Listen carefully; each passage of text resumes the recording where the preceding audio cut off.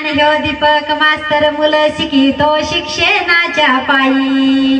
आता दीपक मास्तर मुलं शिकितो शिक्षणाच्या पायी. म्हणून म्हणते उशिरी नको ना शाळा शिक्षणाला. मी म्हणून म्हणते उशिरी नको ग शाळा शिक्षणाला.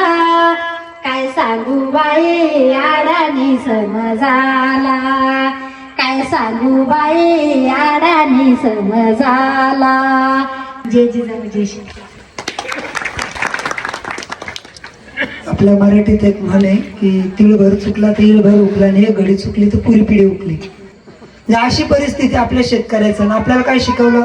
उत्तम शेती, मध्यम व्यापार आणि कनिष्ठ नोकरी. म्हणजे उत्तम शेती, मध्यम व्यापार आणि कनिष्ठ नोकरी.